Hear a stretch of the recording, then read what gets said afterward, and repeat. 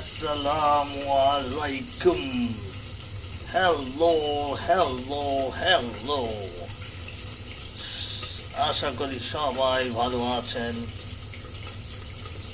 এই আমার dinner ready হচ্ছে। এটা আমার একটা স্পেশাল সস নিজে হাতে বানিয়েছি, তেঁতুলের সস।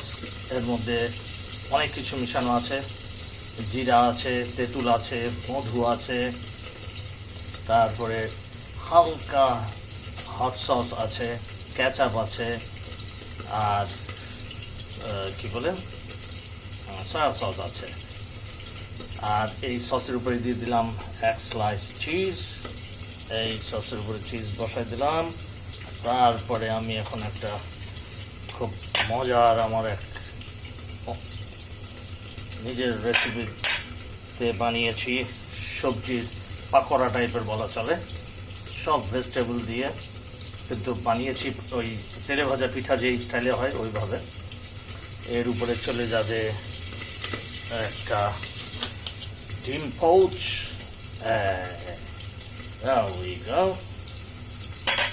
এই যে নিচে হচ্ছে সর্বনিচে হচ্ছে right on top of the plate হচ্ছে সস, তার উপরে স্লাইস অফ চিজ, তার উপরে হচ্ছে এই গরম ভেজিটেবল প্যাটিটা, আর এর উপরে হচ্ছে ডিম পাউচ।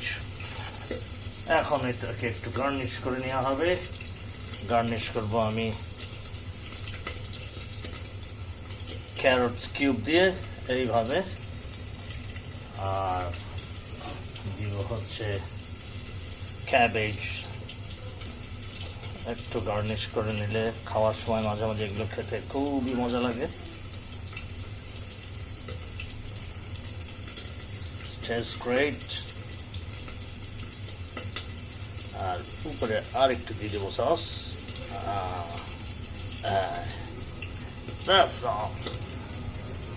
এখন এটাকে কাটু করে খাওয়া হবে। এই ডিমের কুসুমটা আস্তে আস্তে করে গড়ায় সসের স্টাইলে এই ভেজিটেবল পাকোড়া, ফ্ল্যাট পাকোড়া যেটা বানিয়েছি পিঠা স্টাইলে, এটার উপর গড়ায় পড়বে এবং খেতে অসম্ভব স্বাদ লাগে। এইভাবে কেটে খাবো। Yes, now we go. দেখতে পাচ্ছেন কি সুন্দরভাবে ডিমের, মানে it's a very good combination. ডিম, sauce, cheese, some crispy vegetables. Bismillah.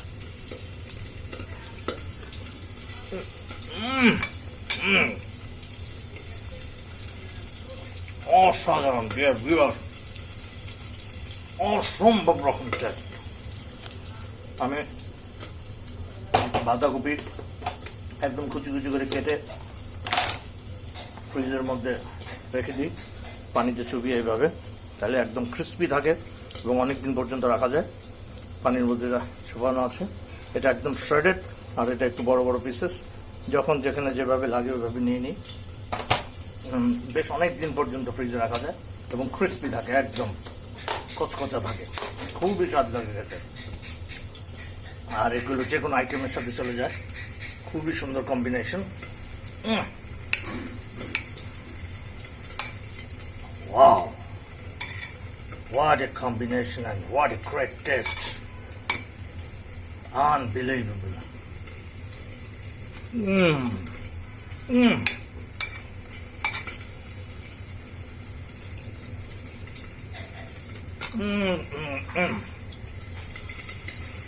এইটাতে কয়েকটা মাছ ভাজি হচ্ছে, মাছ ভাজিগুলা আর পরে খাবো ইনশাল্লাহ। সবাই ভালো থাকবেন। I will get back with you very soon inshallah with another new recipe, another new food item. দোয়া করবেন। আসসালামু আলাইকুম ওয়া রাহমাতুল্লাহ। Take care. Have a great night.